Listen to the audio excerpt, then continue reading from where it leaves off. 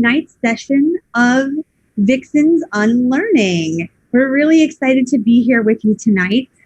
We, the folks on your screen right now, are some of the members of the Vixens on Guard. If you don't know who we are an all-female fight group, stage combat, Shakespeare, comedy, and that part is going to be important in just a minute or so. But we are a company who has had to move almost entirely online for our lives, season, performances, everything in this crazy post-COVID world. So we have taken the opportunity to expand what our programming looks like. We're normally known for our comedic takes on Shakespeare and lots of fighting, but we have more that we do. We are dramaturgs and directors and artists of all kind. And all of us are pretty darn funny, which again, going to be important in a minute, because what we're doing tonight is turning the stage over to someone else to talk to us about some things in the performance realm that aren't specific to us, but that interrelate. So we've created a series here where we're bringing in artists, largely artists of color, to talk to us about their expertise and incredible perspectives on things that have to do with our performances, like stage combat or Shakespeare, theater in general, but that aren't our version of it. And we get to learn from them and grow, and we get to share some amazing people with all of you as well. Before we bring out our guests, let's introduce who's here on the screen with me tonight, and a little bit about how this works. Normally, I would only be in front of an audience wearing a delightful purple bodice, some dramatic makeup, and be going by the name Athena. I am the scholar of the Vixens on Guard, and I have several of my delightful compatriots with me. Are you over there? Yeah. I think she's probably over there. Someone's over here? Yep. Take it away, Hey. Bryn. Hi, all. My name is Bryn. I am typically Melanoe, the occultist, and my color is lavender. So, And my name is Dana. I normally perform as Talassa, as the aqua-colored mermaid of the group. And my name is Emily. I play Hippolyta, who is the Amazon, and my color scheme is autumnal. I'm Lexi. I play Selene, and my color is a cornflower blue, which has rarely been seen so far, since Selene has made just an online debut in the Vixens world. But she's very excited to eventually cross swords with everyone as the Vixens Knight in person. And I'm Molly. I play Hera in the Vixens. My color is bright blue as opposed to cornflower, but I really approve of that choice. And usually my hair is a bit curlier than this with a lot more accoutrement in it. Yeah, this is, we have a separate series called Vixens Unplugged, but this is like Vixens Unplugged, Unrouted, Becoming. I don't know. I think we're all pretty becoming as we are. Yeah. So we also have an additional guest with us tonight. We are thrilled to invite a personal friend of ours, an incredible colleague, and an amazing artist in his own right. With us tonight, we have the fantastic Gregory Parks. Yeah. Welcome! Good evening. Hey. Good evening, Vixens and all. Hi, thanks for having me. Oh my goodness. It is our honor. It is our pleasure. Could not be happier. Greg, do you want me to just read out your bio here, or do you want to give a little like, hey, hello yourself? I think if you read my bio, it will be very impressive.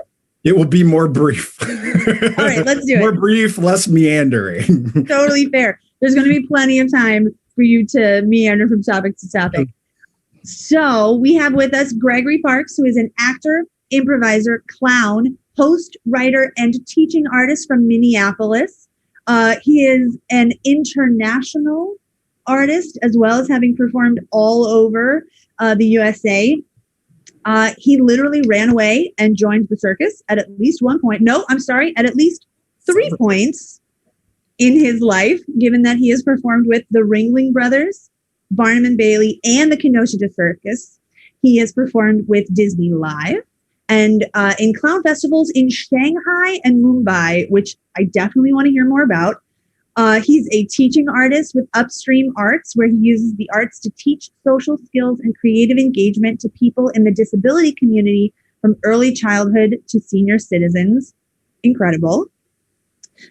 He is the producer of the Twin Cities Clown Cabaret and performs solo silent improv with his own show, Where Am I Now? He's also an unrepentant geek, a social justice warrior, cosplay enthusiast, and Emily and Hippolyta, prepare yourself, brace, for this gentleman has played Klingon versions of both Scrooge and George Bailey from It's a Wonderful Life. Folks in our audience who know us may also recognize Gregory as Bernardo from the Tortuga Twins, which is sort of like a parallel group to ours. And yeah, that's Bernardo in the background. So welcome. Thank you. It's I'm glad I had you read that, because I was like, what? I'd be like, what else? Yeah. It's an incredible resume. You're fantastic. Thank you. I like, if like when there's the big question, like if you could go back in time, I'd be like, oh, I'd go visit younger me, and I would just blow younger me's mind. I would just like, dude, guess what you're going to do? Like, oh, and also you're going to be tall. Finally. Yeah, very tall. Yeah, like I was the shortest kid in my class in elementary school and into junior high. And then I started growing in junior high, but I was still not quite, like, I think when I graduated high school, I was maybe 5'8", 5'9". And then like my freshman, sophomore year of college was when I finally hit that the home stretch. And incredible. Yeah. I remember one of my classmates in elementary school taunting me because she was taller than, like, she was the tallest in class for a while, and she would taunt me, not bully, but she would taunt me because she wasn't, it wasn't antagonistic, but she would taunt me about how she was like, how I was never going to be as tall as she was. But she was the tallest person in the class? Yeah. Was she taunting everyone or just you? No, just me, because we were friends. Like, we'd known each other for, like, this was elementary school. So, like, by that point, like, all of us had known each other for 3 or more years. So it's like, I'm not going to try to, like, redirect your personal experience of this, but that might be bullying. No. Maybe. I don't know. We are not here, though, to talk about bullying. We are here to talk about comedy. Bullying, not so funny. Clowns, super hilarious. And you have tons and tons and tons of experience in this area, in ways very similar to what we do, I would say, with the Tortuga Twins, but also in ways that completely diverge. And so I'm going to hand it over to you to start talking on that type of theme. Oh, wow. Okay. Gosh, well, I guess I'll start with where I first got interested in it.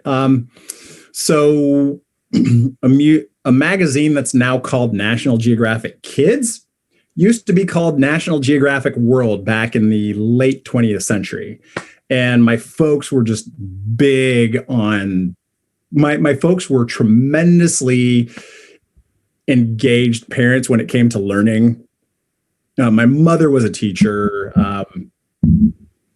My dad held different jobs up to the point, like soon after my mom, he and my mom got married, and he was very engaged. He was tremendously engaged in the community and things of that nature. So my folks were super engaged parents. And so when I grew up, our household had, we were getting National Geographic, and we were getting National Geographic World. And the September 1982 issue came around in August, and there was a clown on the cover. And the cover story was about the Ringling Brothers Clown College. And I read the magazine, of course, because we just, would thumb through the magazine cover to cover. But I read that article, and that was it. Like, that article was it. And I was like, this is it. This is what I want to do this. And like, that just planted the seed. And so 1982, yeah, that was 38 years ago at the age of 9. So this was something that's been a part of my ambition, at least some portion of my creative focus for a long time. And it even survived some personal crisis of identity crisis periods, because I was also a gifted kid. And so even though when I was growing up, there was this educator named Dr. George Betts, and he had this autonomous model of learning. But looking back on it now as an adult, I don't remember there being a whole lot of room for creative endeavors, for artistic endeavors. Like creativity insofar as how it applied to science, surely, to science and mathematics, engineering, things like that. But as far as performing or the arts, the fine arts, there was not as much emphasis. And my memory may be foggy, but at least for my adult retrospective, it seemed like there might have been a bit of a de-emphasis that I noticed more through higher levels of school, into junior high and high school. So in my mind, I didn't see how to reconcile creative pursuits and the status of being gifted and the expectations that conferred on me. So there were a couple of strong identity crisis and denial periods I had, even though when I was younger, like, I totally gravitated towards cartoons. I loved sketch comedy, watching Saturday Night Live, SCTV, Kids in the Hall. And on, some level as a kid, I enjoyed it. And now there are things that I was like, oh, that's what that was. Which to me is, in Monty Python 2, for example, but to me, that is a hallmark of lasting comedy and persistent comedy is breadth. That's generally speaking, because, for instance, George Carlin's comedy, very influential, definitely not meant to be accessible for kids, not aimed for kids. Dick Gregory, Mom's Mabley, Lenny Bruce, all timeless and influential, but definitely more adult oriented. But when you think of, for instance, Looney Tunes, that hearing the creators talk about that, the Looney Tunes cartoons weren't specifically made for kids. It's just in the media culture of the United States of America, animation has so strongly been associated with youth programming, whereas, for example, anime, like, oh, anime is just, it's like, it's just because it's animated doesn't mean it's just for kids. And, there are some stronger evidence of that than others, I might say. But I would love for you to call and explain that to my mother when she and I talk about like my own preferences for media that I consume. So I'll give you her number. It's like, oh, let me tell you about Ghost in the Shell, Lisa's mother, and and then I can regale her with my opinions about the live action movie, and how it landed and how it didn't land. I mean, who knows? We might get into that eventually today.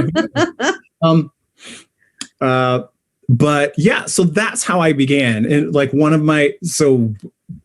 two of my non-science related life ambitions, because as a kid, you usually have a laundry list of things you want to be. And you're a superhero, firefighter, pilot, ballerina. Yeah, exactly. That's my job. Yeah. It's like, I might play tennis. I'll be a professional tennis player. And then I'll tap dance and do ballet in the off season. And then I'll know how to fly a plane. It's like, it's like the Buckaroo Banzai situation. So as a kid, I loved Buckaroo Banzai Across the Eighth Dimension, because the dude was he's a rock star and he's a theoretical physicist and he's a neurosurgeon and he's all these things, It's like, oh, somebody gets me. I don't have to just be one thing. Oh my God. But you didn't become one thing, but you did become a thing that sort of like threads through, which is a comedian. Yeah. I consider myself fortunate and extremely privileged that I was able to find my way to that and to some degree make my way. But I mean, the idea of the self-made person is one of the greatest and most harmful myths perpetuated in our society.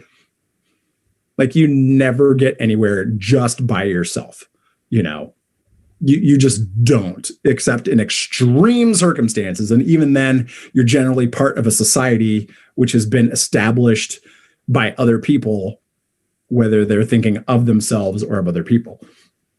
Absolutely. So like that's one main thing that I've grown into and embraced in performing in general, but also specifically in comedy, is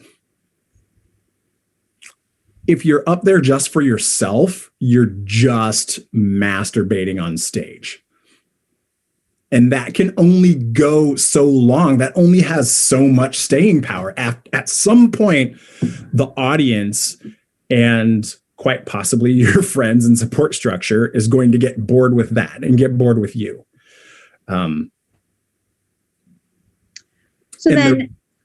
you talk about like engaging that audience and being up there not for yourself but for the other people on stage with you, but also because if you're only on stage with the other people with you, then it becomes like a circle jerk rather than just masturbation. So can you talk about inviting the audience in to those performances, and how do you create that buy-in or engagement? Certainly. For one thing, there are moments where the performer or performers do get self-indulgent or even can get self-indulgent. To me, the key is that before you get self-indulgent, you have to earn that.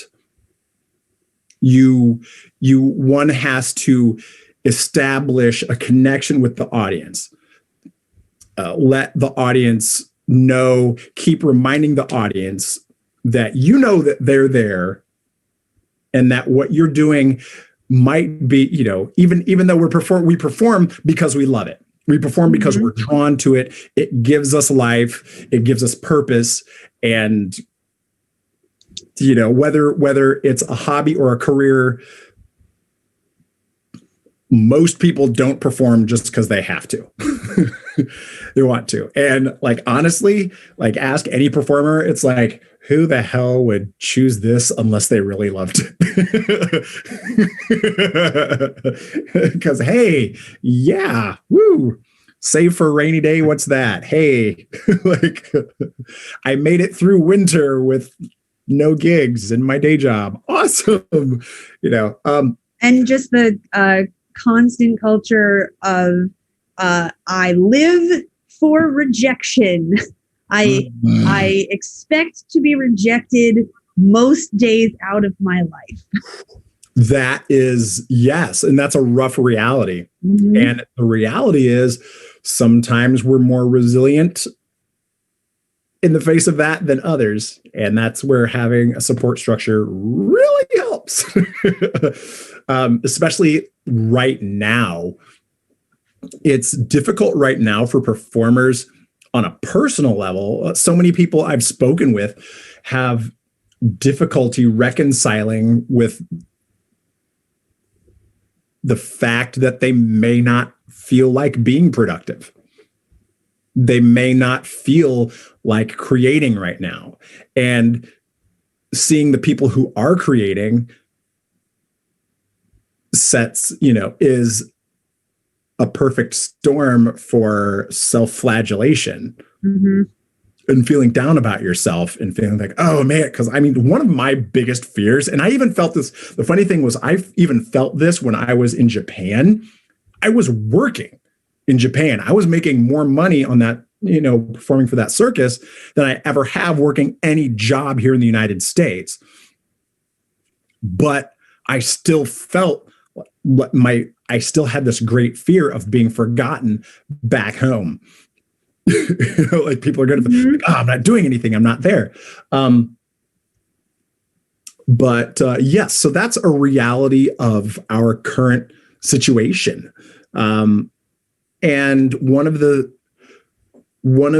resources that has helped me outside of my personal support structure has been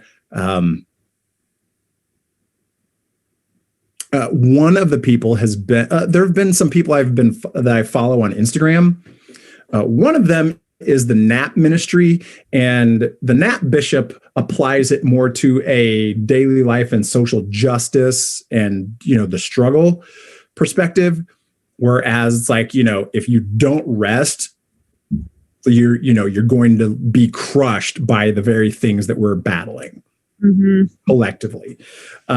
But also, I think it's called the Creative Independent on Instagram. And occasionally, pretty regularly, people who are interviewed and quoted mention again how it's a simple fact, not only as creative people, but everyday people, that you need to recharge. Like the simple fact is that you can't serve from an empty vessel. You just can't. And the more you try to do that, the more disservice you're going to do to yourself, the more disservice you're going to do to your audience, and the more disservice you're going to do to the thing or things that you love. So you do need to take time to rest, refill your cup, recharge, make sure that you remain inspired by the things that inspire you. And that's another place the audience comes in. Like you're there without an audience, you're not really complete. The circle is not complete. The circuit is not complete. That's not to say. I can tell you, Dana and I just experienced this extremely recently, where we did a version of one of our shows to an empty space so that we could put it on film. And we intentionally did not bring anyone in because of the myriad reasons not to be around people these days. Mostly one big reason not to be around people these days. And it was jarring to throw so much energy out towards an audience type space and not receive any of that feedback, not get that, even the little chuckle, not get the one person at the back of the house who goes, I get it. That joke that lands for that one guy. And I really resonate with what you're saying, that comedy, I think performance in general, but especially comedy, it doesn't exist in a vacuum. Everyone, including the audience, is a participant in driving that engine forward. And I think that's really important. Can you talk maybe about your experiences in the different environments where you've been performing comedy or clowning, and how that relationship to the audience changes, or what in various different settings, the Renaissance Fair versus a traditional theater house versus a regular play versus clowning, those types of things. Like how do you approach it differently every time, and what changes from those different environments? Sure. For starters, without an audience, putting the energy out there does get difficult, and it gets difficult with an unresponsive audience too. It's like going out in the middle of a field at night and shining a flashlight up into the sky. It's just like, you don't get any reflection. There's maybe a bug that flies in front of it, but it's just like that. One of the biggest things I learned, and most useful things I learned, one of the big ones was the partnership of the audience and the importance of not being on stage just masturbating or circle jerking. There was a time when I thought, it's like, I'm out here busting my ass, and these people need to give me something. Like, I'm here busting. Don't they appreciate it? Don't they thank me? What? And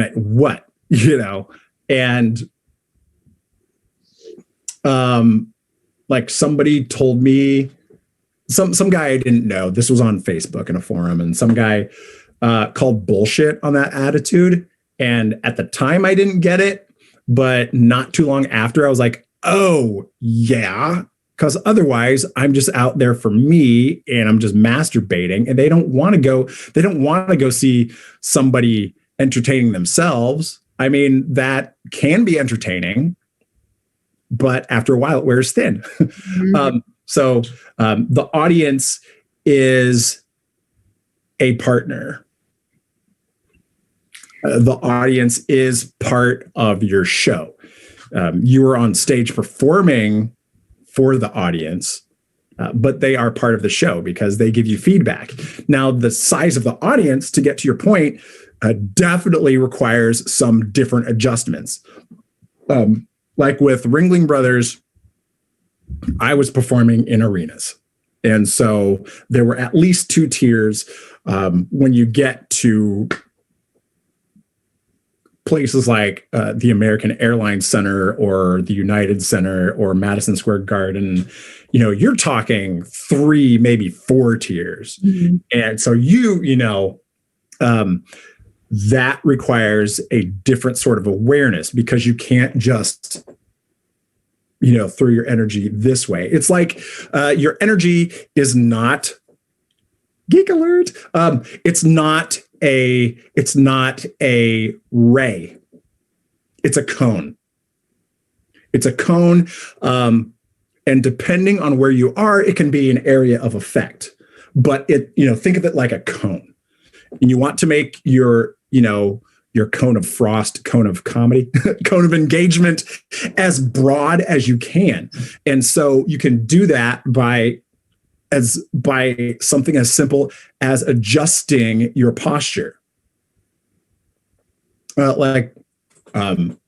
So when I was in that situation, that's, kind of leaning your upper body back a bit, opening up physically a little more and turning your head up. Somebody described it to me as like, think, when you're in these really big places, think of your eyes being on your chin. Oh. And it's a weird thing. It's a magical thing. It's the magic of live performance.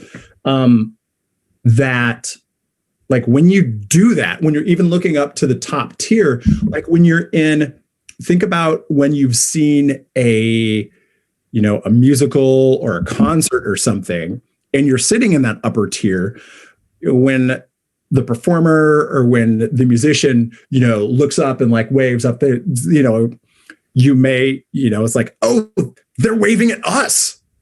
It's such a simple thing, but it lands. And it's so easy for us as performers to forget that.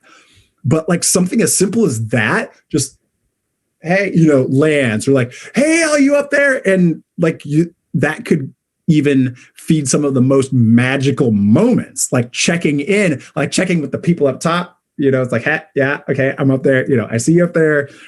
And depending on what you're doing, what performance style and the venue, like you could you could milk that so much, and you would be denying yourself and the audience of that thing if you didn't remember that, if you forgot that. So that was something that helped with the big places.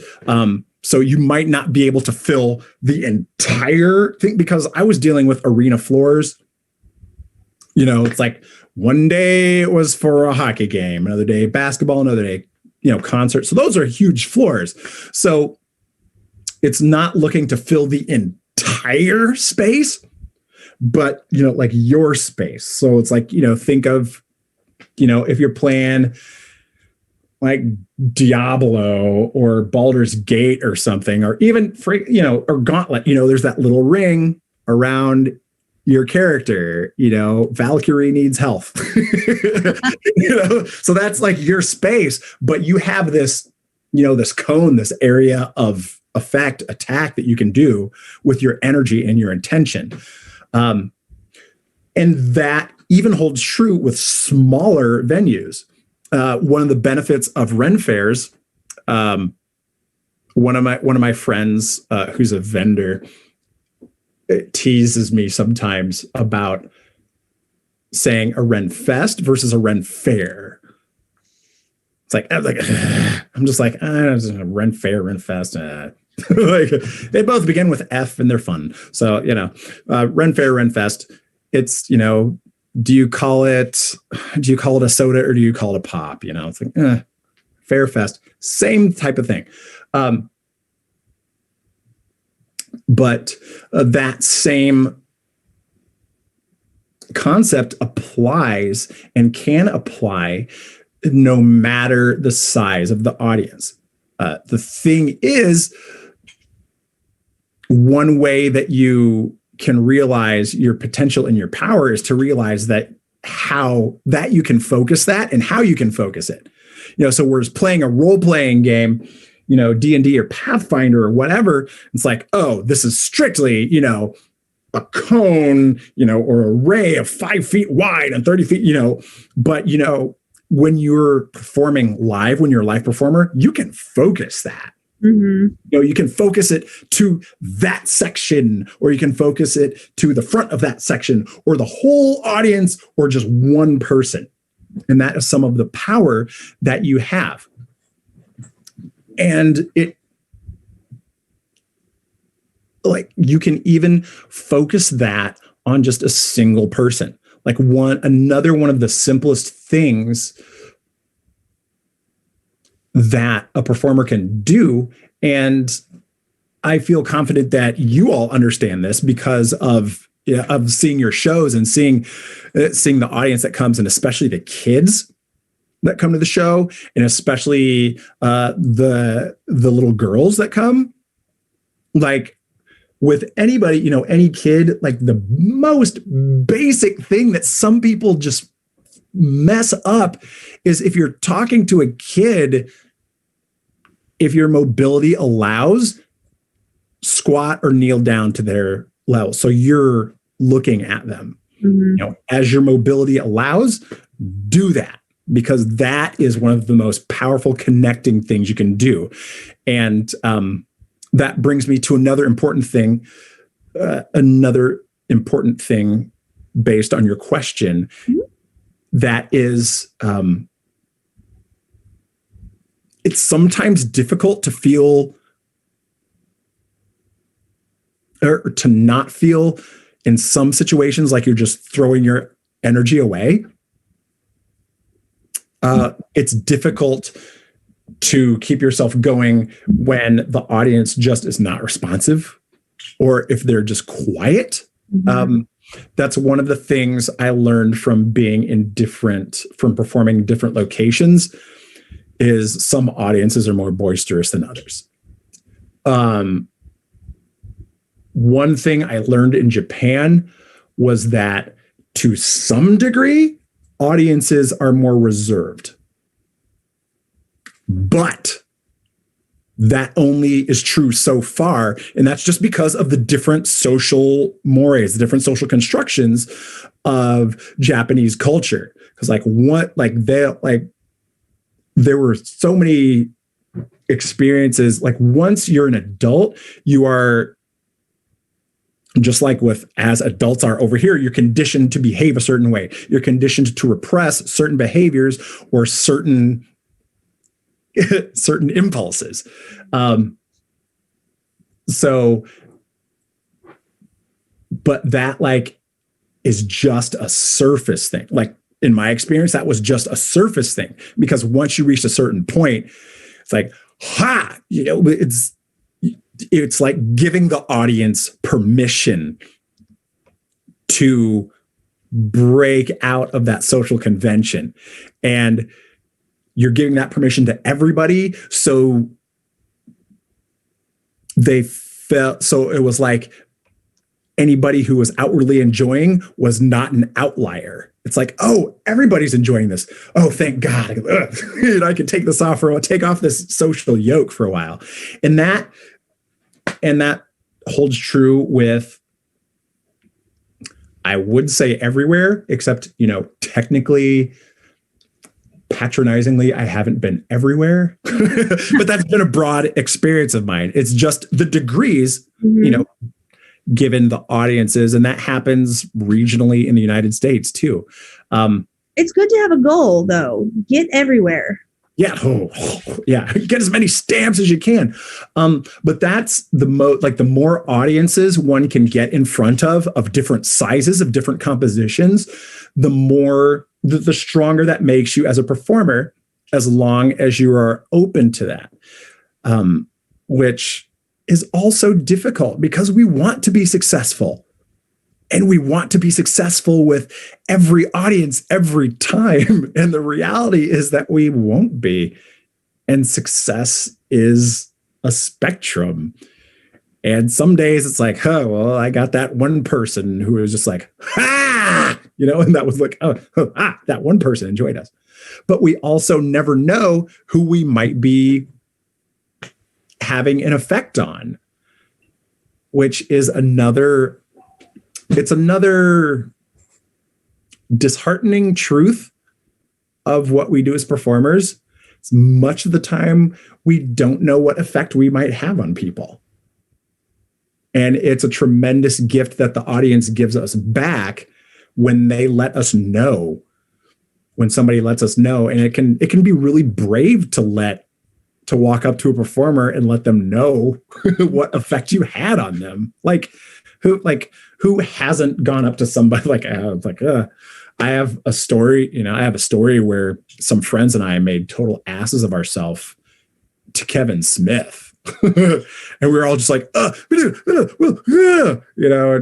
like, yeah, okay, yeah, which he just, had done something that was supposed to be 2 or 3 hours, as he tends to do, went on like 4 or 5 hours. And then we had to drive back to another city in Texas for our shows the next day. And so there's like half a dozen, clowns out of makeup, just like fawning over Kevin Smith. And we battled our way to the front of the line because we had to drive the hell back to, Texas. And it's like, we made total asses of ourselves. Like, who's not nervous about doing that when you talk to somebody whose performance you enjoyed? So it takes tremendous courage for an audience member to do that, and that's a huge gift that they give us. Do you find that difference in that read of like how the audience is connecting with you, or given that it may fluctuate from space to space or day to day, or even performance at 10 a.m. versus performance at 3 p.m. Do you find that is it maybe easier isn't the right word, between a more traditional performance like a Tortuga Twins performance where there's multiple people, there's dialogue, there's action, and not to say that anything else doesn't have action, but I mean, like, sometimes there's like literally a sword fight that happens versus something like your silent solo show, which is occupying a very different performance space. What, like, in more of like a comic or farce type of world versus a more like straight clowning world? Do you find that the way that the audiences approach it is different, or how you read those audiences is different? Definitely. In a theater, and I have over years conditioned myself away from saying legitimate theater, because that is part of the prejudice that people who don't perform in theater spaces face. Improv is like still not seen quite as legitimate theater. Clowning isn't seen as legitimate theater. What we do at Ren fairs isn't considered legitimate theater, but it's performance, and theater is nothing if not performance. It's just, in a theater, people are there and, they are expected and conditioned to just sit in the dark and absorb. And if it's comedy, you laugh. Hopefully. Yeah, hopefully. But like the fun of that, like there are different expectations based on the venue. The fun I have had and the most enjoyable moments I've had are in performances and shows that don't quite enforce, isn't the word that I'm saying, that don't reinforce those conventions. I did a serious play called An Octoroon. Oh, I'm very familiar. A couple of years ago. It was so amazing. And the woman who directed it has directed it in several places around the country. And I played Brer Rabbit and Mr. Rats. So that was amazing work, and there was a live musician, and he and I just hit it off, and we would play off each other during Brer Rabbit scenes. But for that, like, part of that was to, if the audience had an outward reaction, that was okay. And some people did get up and leave, but there are performances that want the audience to be moved. whether it's comedic, dramatic, that want the audience to be moved. And I'm not just saying just for the sake of agitating and just to needle, because there are people that just like to rabble rouse and whatever. And that's something I've never truly understood, like people that just want to watch the world burn or just want to troll people. I haven't fully come to an understanding of that. Although there have been times when I have decided, I'm just going to troll this person, but I don't understand that as a way of life or as a performing ethos. And now I'm going to have to tease myself for using the word ethos. A performing ethos. Oh, he sounds so fancy and uppity. Yeah, I'm not scholarly by any means, at least not, I don't have a degree in theater.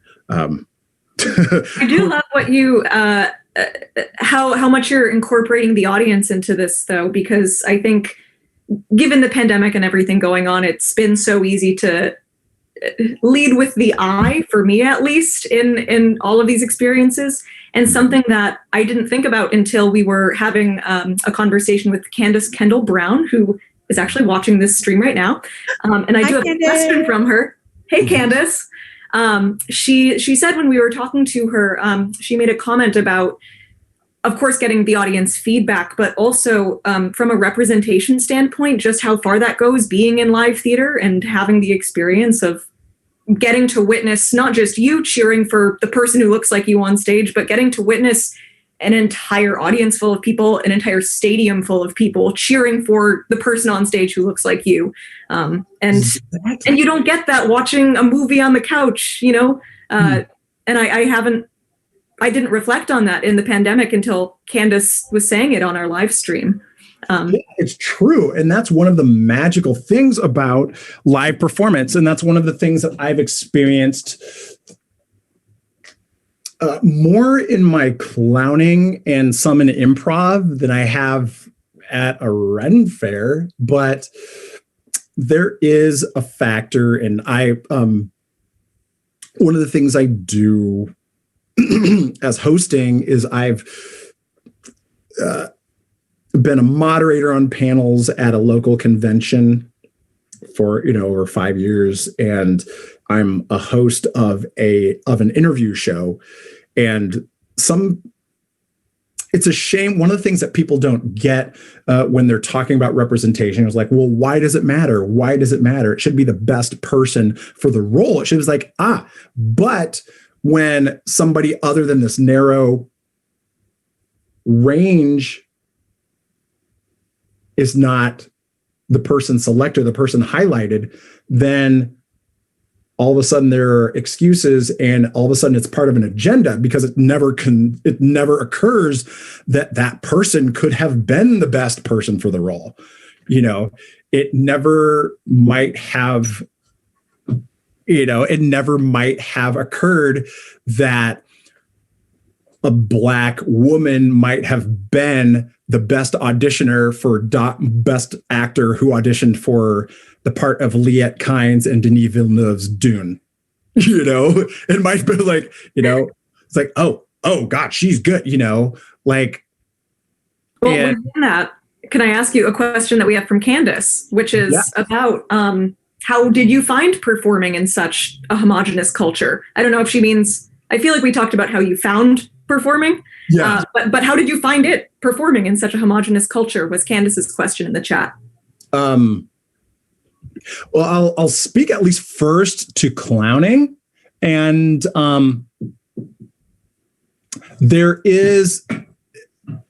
it's just an extension of my experience growing up Black and predominantly white spaces.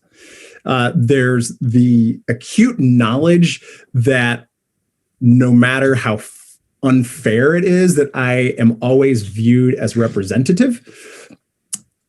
However, thanks to my parents' involvement and my own experiences, I also was keenly aware of the effect of the someone like me factor. I like to call it the someone like me factor. Like you said, having somebody cheer for somebody who looks like them and seeing other people who cheer for somebody who looks like them. I knew by the time I was offered a contract with and joined Ringling Brothers, I was aware, like I had known most of who my Black predecessors had been on the circus. There are more than I have digits, but still, like in the panoply of things, not very many. Yeah. And I am a recovering perfectionist. And so I took that. So I didn't take it very lightly at all. I didn't take it very lightly. I didn't view myself as a pioneer, but definitely that who say Danny's Payne or Huel Spate might have been for me when I was growing up and reading about them and seeing them, that I would likely be that for some other kid, some other Black or brown kid, or even just any kid that wasn't white. Mm-hmm. You know, seeing somebody who wasn't white as a clown in a huge circus like that was big. So I also was fortunate enough to have people tell me how important, how great it was to see me there, and how great it was for me. Like it was like the first thing when I was offered my contract, I was scared, but I was like, you do know that I have dreadlocks, right? And I really don't want to cut my dreadlocks off. So if you want me to cut my dreadlocks off, we're going to have to talk about money. And he was like, no, we want you to keep your hair. It's like, we want to let people see your hair. I was like, good, awesome. And then when I was in Shanghai, there were a couple of clowns from Quebec. And the only Black or brown-skinned clowns they had seen did full white face as opposed to Auguste and flesh tones or lighter makeup. And so they were just like, why? And so it was great because they didn't have the sort of fear that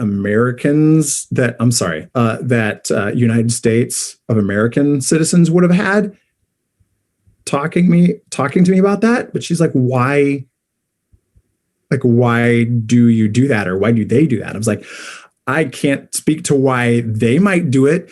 I know that lay people and even some clowns have a really rigid idea of what a clown is. And maybe to them, the clown had to have white, the white face with, whatever accents on it. But that's not what I experienced clowns as. And the more I've done it, like my idea has, grown way even less from that. Like when, and so it's like, I personally think that it's important that my natural skin tone shows, that people be able to see my natural skin tone. And at the same time, it is both relevant and irrelevant that I am Black, which is, I think, something some people don't get about representation too. When you're talking about comic book movies, action, drama, whatever. And I say comic book movies like that's a specific genre, but comic book movies. It is now. It is, but like the comic is just like the comic book is the medium source, but it's also, a drama or action or comedy, like the comic book is just the style, and the specific characters in the world setting. Absolutely. Yeah, exactly. And that's the, and You should also tell my mother this. Exactly. Like I saw History of Violence. I had no idea that was based on a trade paperback. That doesn't count. That's not what people think of as a comic book movie, but it is a movie based on a trade paperback. It's based on a comic book. It doesn't have anything to do with superheroes. It has to do with, I digress. which is quite easy to get me to do. But as far and W.E.B. Du Bois talked about the dual consciousness, the dual nature, and for me, like one of the things, and for many other Black, Indigenous, Latina, and Asian performers and people in general, is that is both an aspect of you and yourself, but it's not all that you are. So it's relevant and it's irrelevant at the same time, concurrently. And some people don't understand that about representation. Like it's important that it's important and irrelevant that the head of a corporation may be a woman, or it's relevant and irrelevant that the Wachowskis are trans. Mm-hmm. It's both relevant and irrelevant that that Rey was a Jedi. And it's marvelous to see again that part of representation involves letting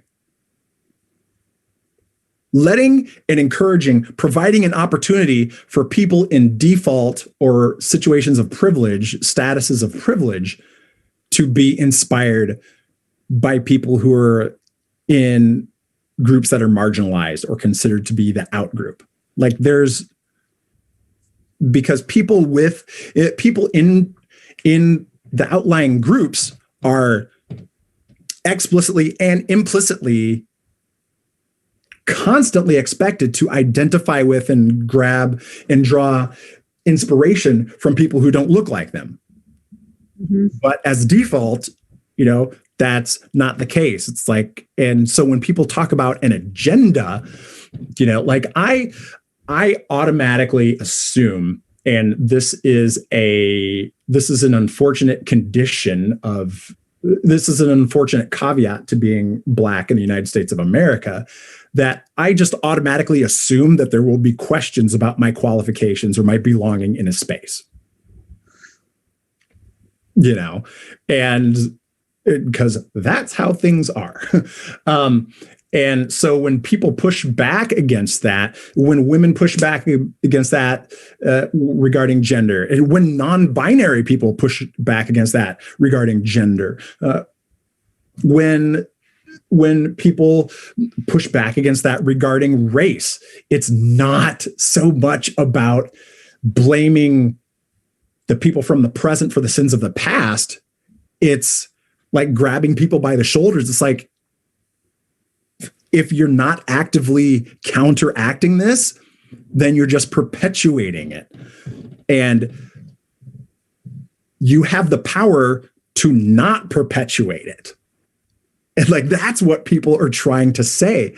And that's, and so like representation is a powerful thing. So no matter how much fun I have, I feel that there is the truth that I can't completely ever relax. Mm-hmm. Because you're always carrying the weight of not only being the clown, but being the representative. Yeah, exactly. For everybody else, and the weight of that is on you, rather than on many, or getting to spread or share or see it lots of places. Yeah. But also and I think another mistake people sometimes make when they just don't quite get it is the way that being other, how you can compartmentalize that awareness. And this is something I've become more able to identify and explain with like through meditation practice and like all different I just realized yesterday that it was like, oh, it was 20 years ago this fall that I took my last martial arts class. Holy crap. But it's like practicing soft focus, being able to see everything, but be aware of, it's like, oh, the stick's coming in at this angle, or, the fist is coming in here. And so boom, parry, or, this kick, cover the kick and whatever, you're not looking at the kick, you're looking at everything, and you train yourself, you develop the ability to do that. And like with meditating, you develop the ability to, it's not about clearing your mind. It's not about not thinking about things. It's about letting whatever thoughts come in. It's about not holding on to those things, letting them blow through your brain like the wind blowing around leaves, because fall is awesome. Autumn is the best season. But it's the same way with me and with a lot of people that I know and speak with who are from other groups that are marginalized. It's like there are times when it can detract from your enjoyment, but more often than not, it doesn't. It's there, but like once you're on stage, you've rehearsed, you've practiced, you've cultivated abilities and sensitivities, and those become, those take over, because that's what that's one way, that's a way that you draw from life. That's the way that you give life. That's the way that you draw from life. That's the way that you give to the audience. Again, the audience is your best partner other than the people you're with on stage. And, you can just how you can have those private, those kind of, just for yourself moments with your stage mates, with the people who share the stage, you can have those with the audience. And sometimes you go overboard and it just becomes between you and the other people in the audience. You're just like, come on. But, if you toe that balance right, then that little thing can be enjoyed by everybody. One of the things that I want to remember to say is there's a clowning teacher named Avner Eisenberg. Avner the Eccentric. He runs Celebration Barn up in Maine. He was in Jewel of the Nile. Oh. Yeah, he was the Jewel.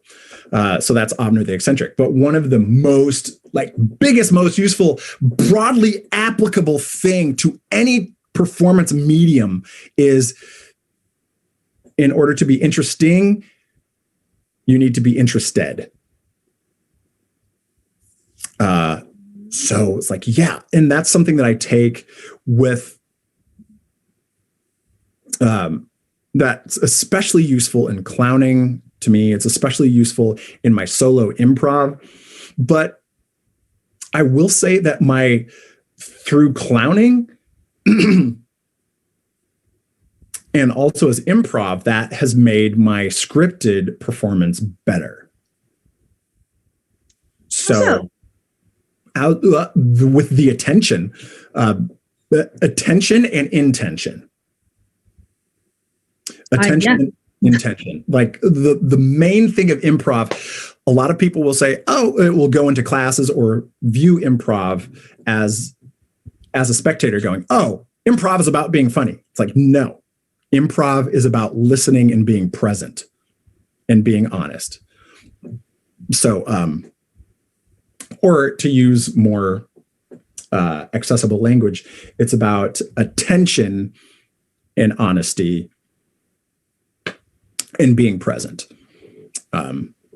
But yeah, attention, honesty, and being present. And that opens up so much.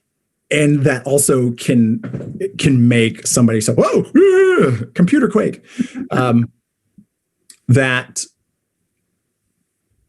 is probably one of the biggest things that has opened up my performing. And also pacing. Like, even though, like, even when you have a fight scene, when you have fight choreography, pacing is important for one reason, for some very specific safety reasons and expositional reasons. Yeah. It's got to look good. And then another important thing is character. So whether I'm doing something comedic, dramatic, whether I'm with an ensemble, whether I'm solo, when you have nothing else, character is the one thing that will save you, that will help you find your way back. Like, man, like I had so much fun doing batleth fights. Oh my God. Like, can I have a moment? I'm just like, You take a moment. Hippolyta Batleth will join you. Yeah, I was like, batleth fights. So the really cool thing about being Bailey was that in this show, it was called "It's an Honorable Life," which was a Klingon cultural transliteration of "It's a Wonderful Life." And the thing wasn't that George Bailey wanted to die, because he couldn't see himself dying in battle because he was just so good. And the legend of Bailey, like this great warrior who brought such honor to his family and the empire, was just not gonna die in battle. And so he was worried that he wasn't going to die in battle. And so there was a scene where at the beginning where I had to battle two young Klingons who just didn't know who Bailey was. And they're just like, screw you, old man. You're just some scrub and blood. Like, we'll show you what for. And he's like, and so he's just like toying with these kids. And I just got to do all sorts of fun stuff thanks to Jenna, the fight choreographer. And she was just like, she's like, what? Do this, do that. And she was also open to application of character. Like, the more I found out what Bailey would be like fighting these people, these two young guys, and just toying with them. But yeah, like, character adds so much. And letting lines or situations or happenings just sink into you. There's something I talk about in my workshops about time and timing, is because we talk about how space and time are tied together in physics and whatever, but it also works with performing. Mm-hmm. Like giving physical space, but also temporal space to have your character react to something, but also to have the audience react to something. So even if, like, for instance, even if your character is a really, kinetic character, there have to be moments of stillness. And even if your character is a slow moving character,